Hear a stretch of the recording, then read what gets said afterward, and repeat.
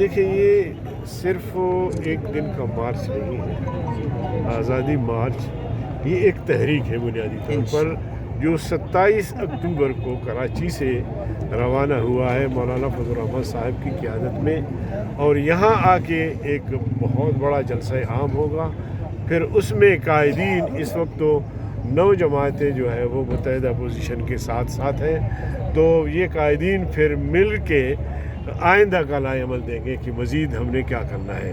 تو اس لیے میں یہ بات بار بار دہراتا ہوں کہ اب بھی وقت ہے کہ عمران خان صاحب استعفیٰ دے دیں تاکہ یہ مسئلہ حل ہو جائے۔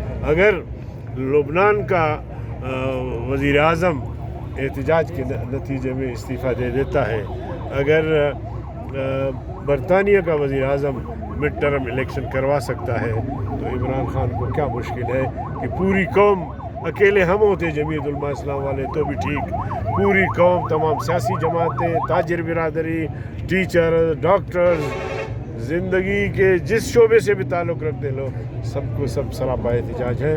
تو اس لیے میں سمجھتا ہوں کہ اس حکومت کو جانا چاہیے، جانا ویسے بھی ٹھہر گیا ہے تو بدمزگی کے ساتھ جائیں وہ اچھا نہیں ہے، بہتر یہ ہے کہ وہ استعفیٰ دیں۔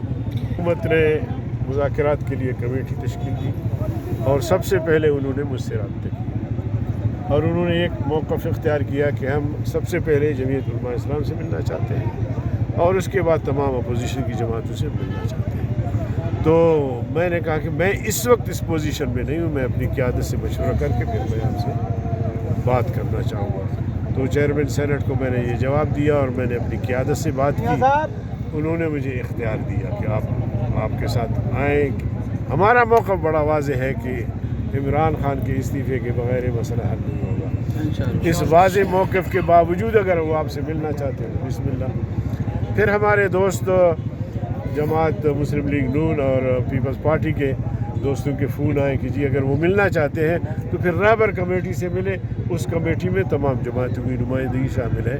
تو میں نے کہا جی ان کا اصرار تھا، لیکن یہ بڑی اچھی تجویز ہے اور ہم سمجھتے ہیں کہ رہبر کمیٹی سے ان کی ملاقاتیں ہوں۔ تو رہبر کمیٹی سے 1-2 ملاقاتیں تو ہوئی ہے، لیکن وہ جلسے کی حد تک کہ جلسہ ہونا چاہیے یا نہیں ہونا چاہیے، تو رہبر کمیٹی یہ مان گیا کہ جی جلسہ ہونا چاہیے، ہم رکاوٹ نہیں ڈالیں گے۔ تو یہ اعلان پرویز خٹک نے کیا، لیکن اس کے باوجود ہمارے قافلے مختلف جگہوں پہ رکاوٹیں ڈالی گئی، بلوچستان میں، خیبر پختونخوا میں پکڑ دھکڑ بھی ہوئی، آپ کے سامنے ہے، لیکن اس کے باوجود ہمارے کارکن، ہماری قیادت پرعزم ہے کہ ہم آزادی مارچ کر کے دم لیں گے انشاءاللہ۔ یہ کیا بچگانہ حرکتیں کرتے ہیں؟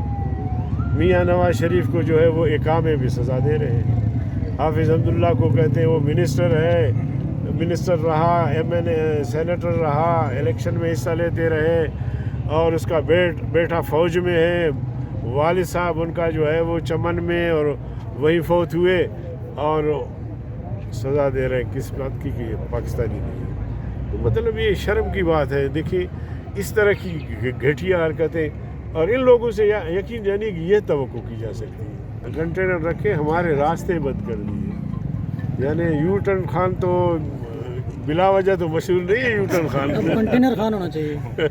تو اس نے کنٹینر رکھے ہمارا راستہ بند کیا۔ تو کل میں ڈپٹی کمشنر صاحب سے کہہ رہا تھا کہ جب ہمیں آپ نے یہاں جگہ دی ہے، جب ہمارا قافلہ نہیں پہنچا، ہمارے لوگ ابھی نہیں پہنچے، اب سے آپ سڑکیں کیوں بند کر رہے ہیں؟ یہاں تو جناب والا خندقیں کھودی جا رہی تھی۔ میں نے کہا یار خندقیں تو مدینے میں کھودی گئی، تو ان کا ایک منسٹر نے کہا کہ ہاں یہ تو سنت ہے۔ میں نے کہا سنت ہے، وہاں تو مدینے میں کافروں کو داخل ہونے سے روکا جا رہا تھا، تو ہم کیا انڈیا سے آ رہے ہیں یا انڈیا کے فوجی ہمارے ساتھ ہے؟ کیا ڈر ہے تمہیں؟ اتنا خوف یعنی کہ جس کی انتہا نہیں ہے۔ تو میں نے کہا یہ روزانہ مولانا فضل الرحمن کو خواب میں دیکھتے ہیں، تو ایک بار استعفیٰ دے دو تمہاری جان چھوٹ جائے گی۔